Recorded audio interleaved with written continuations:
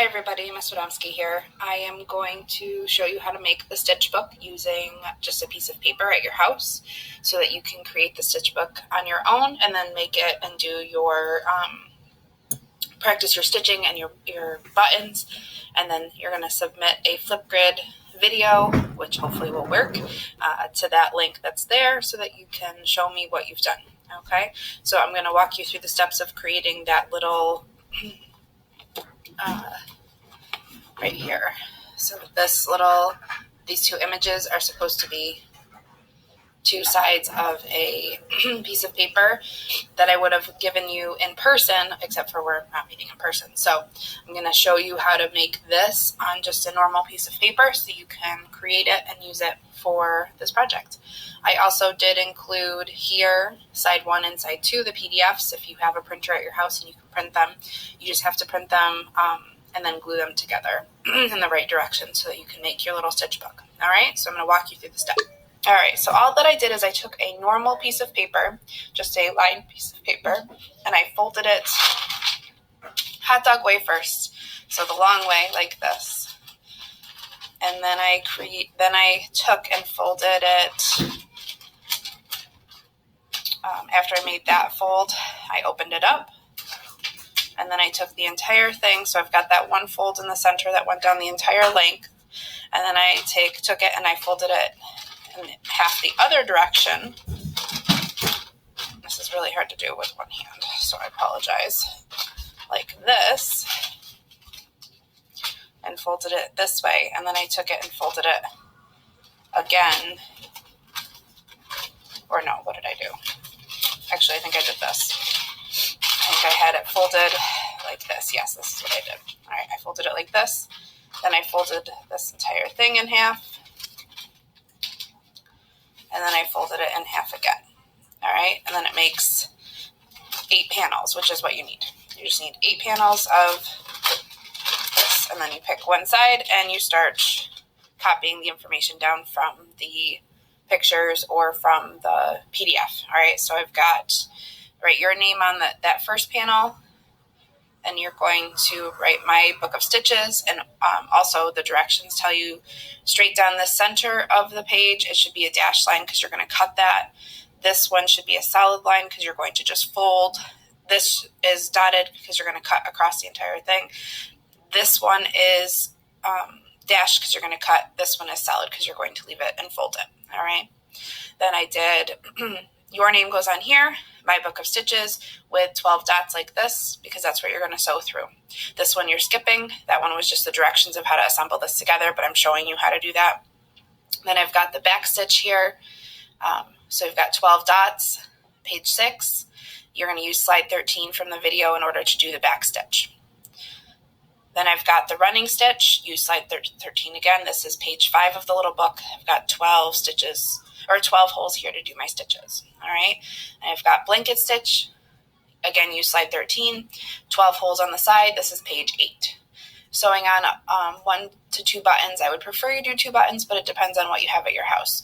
If you have any buttons at all, then you can do this. If not, then we'll just practice using these on here. So I just created a button like this and a heart-shaped button, and then I put a 2-hole this direction and a 2-hole this direction.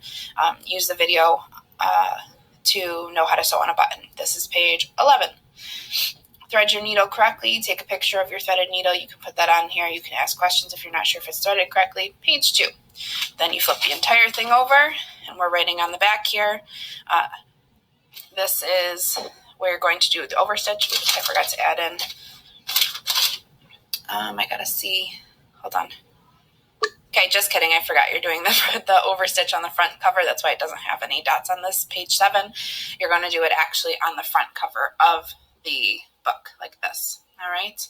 Then we've got the video directions of how to assemble this book. I just wrote that because that's what's actually on that particular slide. Needle definition, a long slender tool with a pointed tip at one end and a hole or eye at the other end. Just a little fun fact, needles used to be made out of bones. That was what the first needles were made out of. This is page 1. I drew a little needle with it threaded with thread. Button, you do a cross stitch or a parallel, one from here. So 4 holes like this. If you don't have buttons at your house, then please just draw a button on like this and put 4 holes and then sew them either using a cross stitch or parallel from the video. This is page 12. And we've got, once your needle is threaded correctly, then try your knot through here. So you're going to try to put your knot through both of these and see if you've got it. I want you to end your stitch here. Use slide 12, the video that's on there, to show you how to end your stitch correctly. Opposite side is your 2-hole button. This is page 10. Please try to sew sew on 2 buttons, a 2-hole and a 4-hole if you have them at your house.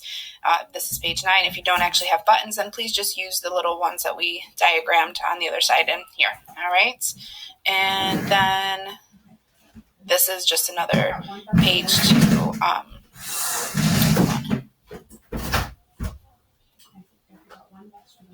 that was just another page to practice on, but you don't have to do anything on this one, so I'm just going to put an X. All right.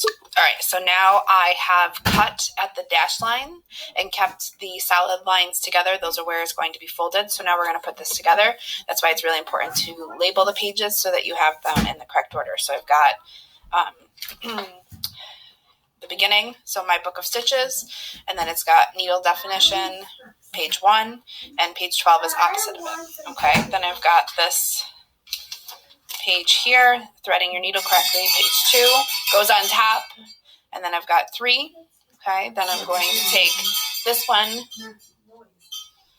it's page 4, threading your needle was a blank page that we just created, page 5, and then I've got page 6, and the opposite should be 7, that goes in here.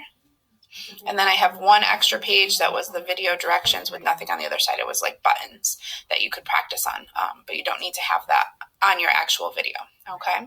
And I've got this little book that I've created. Okay, if you don't have any staples at your house, which I do not, just crease it really well by folding it and creasing it, and then you use this to do your little stitch book, all right? And I'm going to show you what that should look like on each of these pages, all right? All right, so I threaded my needle. Here's my needle, and I threaded it. All right, thread your needle correctly. You can take a picture to see how to thread it correctly. It should be double strand like this, and there should be a knot at the opposite end of where the eye of the needle is. All right, then I've got the next page, which says once your needle is threaded correctly, then try your knot through here, ending your stitch to see if you do it correctly. All right, so what I did is I went through the center of that circle to try to see if my knot will hold. You can see in the other ones I was actually using a needle that was too big, so I switched to a smaller needle so that I can make the knot go through that. All right, so hold on for the next part. All right, so what I've done, and I will tell you this right now, it is way harder to sew on paper than it is on fabric. That's why I'm having you sew on paper, because then it'll be easier to sew with the fabric. Okay, and you'll be like, wow, this is so much easier. So all I did was I tied a knot using the ending your stitch procedure that you'll see in the videos to practice that particular step. All right, so this slide is running stitch. So you use slide 13 to go through and do the running stitch. I'm going to do a couple so you can see, but you should be sewing through all of those holes, all the way, the whole way. Okay, so all I did was the running stitch through there. You go up through the paper, down again, up again, down again, up again, down again, and you should be going through all 12. I just didn't do all 12.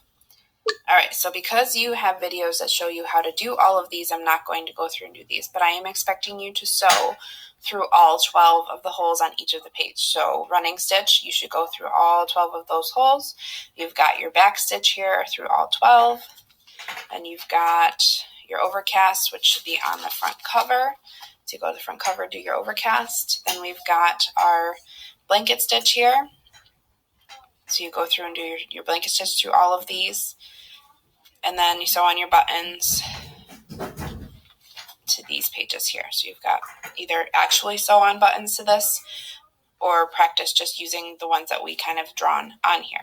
And that's everything you have to do by this and have your name on it. And then what I would like you to do is go through after you're finished and take a short video, 1.5 minutes, that you then upload to Flipgrid. You can use Flipgrid, the link that I sent you. I believe you can just record right through that. So as long as you have your Chromebook, you should be able to do that. It may ask you to sign in through your Google account. You can do that. That's fine. You're going to go through and just show me what you did for your stitches and then upload it to the Flipgrid so I can look through it. All right. Thank you.